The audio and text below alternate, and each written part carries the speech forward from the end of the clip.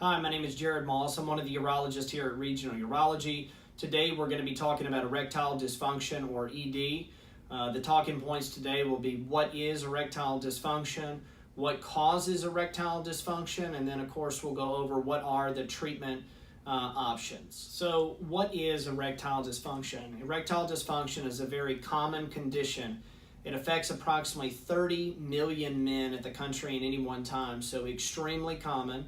It can result from a variety of factors, but the bottom line is it results in decreased blood flow to the penis through the arteries or increased blood flow from the veins, resulting in the man's inability to get an erection or the inability to maintain an erection that is satisfactory for sex. So erectile dysfunction is very variable as far as the severity. Some men will say, I'm not able to get an erection at all. Other men will say, well, I'm able to get an erection initially, but I'm not able to maintain it during sex. And this is obviously bothersome to the patient as well as the partner. Another very common question is, what is the cause of erectile dysfunction? And usually it's multifactorial. There are certain blood pressure medicines, I think, that can contribute or make the erectile dysfunction worse. I don't think it typically causes erectile dysfunction in an otherwise healthy male, but if there's underlying erectile dysfunction, it's certainly not going to make it any better. Pelvic surgeries, if you've had your prostate or your bladder removed, or surgery on your rectum or your colon, nerves that innervate the penis or the muscles in that area can be damaged. If you're a long-time smoker, that's a risk factor. Other conditions that cause decreased blood flow to the penis. So a lot of times men that have had strokes and heart attacks, if they have problems with blood flow to their heart or some of the other organs, the small blood vessels that feed the penis will also have problems with blood flow there, resulting in erectile dysfunction. The next question is, we want to talk about what are the treatment options, and we want to kind of go in an order that makes sense, going from least invasive to most invasive. Typically when we evaluate a man, there is certainly an evaluation that goes into this. It would be a history and physical. We would talk about some of the risk factors we just discussed, lifestyle modifications, weight loss, smoking cessation, looking to see if there's any medicines that we could potentially alter to help improve the erectile dysfunction. But also we'll typically check a hormone on those men, make sure that they don't have low testosterone. Sometimes there can be some overlap between low testosterone and erectile dysfunction, but generally speaking, men need to see erectile dysfunction and low testosterone as two separate issues. I see men all the time and they feel like that, well, if my testosterone is low, that must be the reason why I'm not having good erections. And you treat those men for low testosterone and their desire for sex improves, but the erections typically don't improve very much, although they may improve some. Once we've completed a thorough evaluation in the clinic, we will discuss treatment options. As we stated previously, trying to go from least invasive to most invasive. We usually start men on phosphodiesterase inhibitors. Those are medicines like Viagra, Cialis. One thing that's typically problematic for patients in this area is that these medicines are typically not covered by insurance and they tend to be very expensive. Fortunately, we do have generic Viagra now, which has really been a big game changer for men's health. We're hoping that Cialis is also going to go generic very soon, but this will greatly help men in this area. The generic Viagra works very well. There are stores and pharmacies that you can get 30 tablets of the generic Viagra for $10. So this is a great place for men to start. These are medicines that do involve some planning, so you have to plan a little bit and say, well, I'm planning on having sex maybe in the next 30 minutes. You take your medicines ahead of time. It does require stimulation in order for you to have a better erection as a result of the medicines. You're not just going to get an erection automatically without being stimulated. Kind of the second tier of therapy, which is kind of what I like to refer to it as for men that are not responding to the phosphodiesterase inhibitors, that's being Viagra, Cialis, medicines like that, or other options such as penile injections, a vacuum erection device, or a urethral suppository. Penile injections tend to be my preferred option in this category that I like to refer to as kind of tier 2 therapeutic options for men with erectile dysfunction. When I talk to men about this, of course, they look at me like I'm crazy, and I explain to the men, I'm going to teach you how to do it. It's a very, very, very small needle. It's an insulin needle. You drop a very, very tiny amount of the medicine.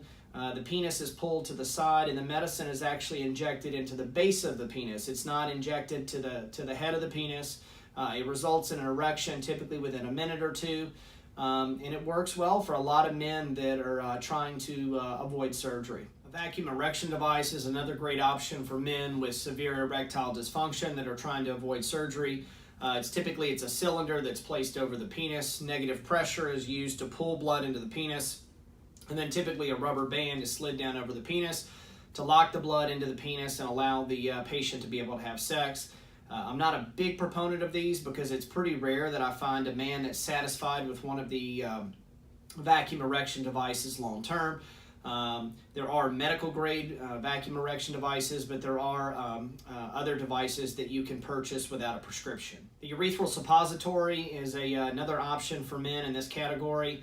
I typically don't use this in a lot of men. Number one, it tends to be fairly expensive and is unaffordable for most men. Also, sometimes it lacks in the efficacy. It doesn't work as well as most of these men would like.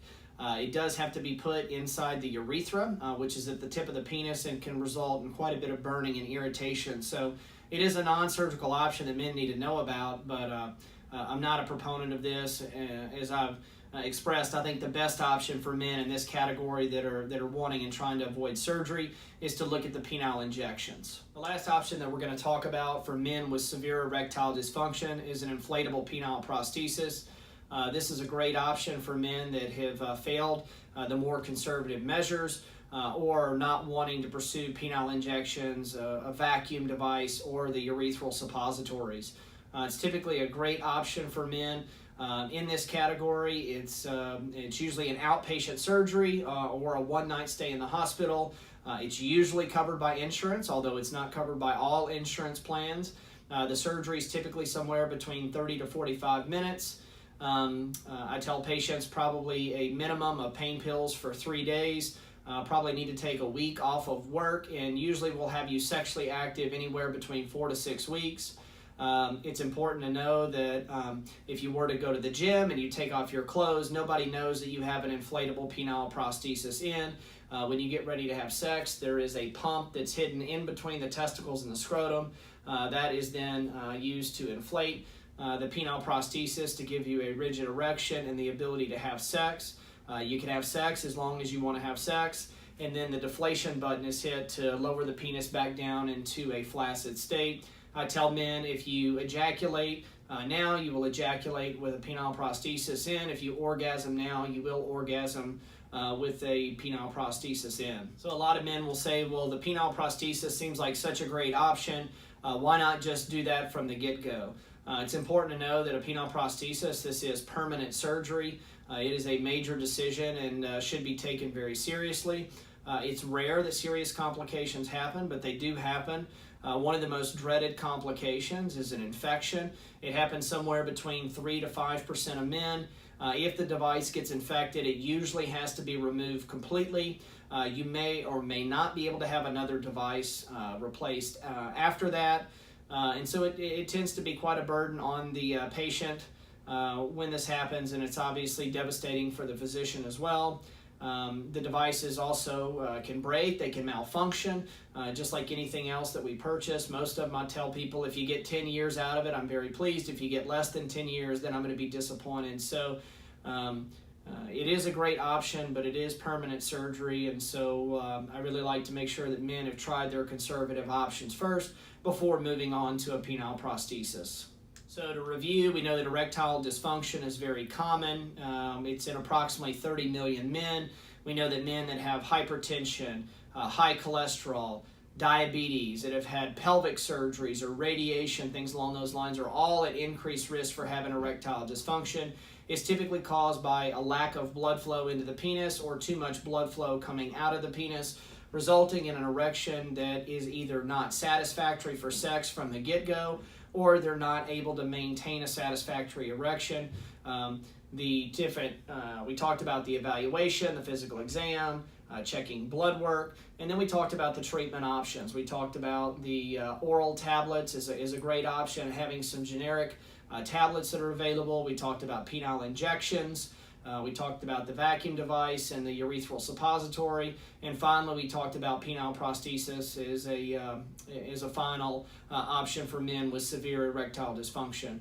If you have any questions about this, we'd be happy to answer it. Our telephone number is 683-0411. Our website is regionalurology.com. Thank you.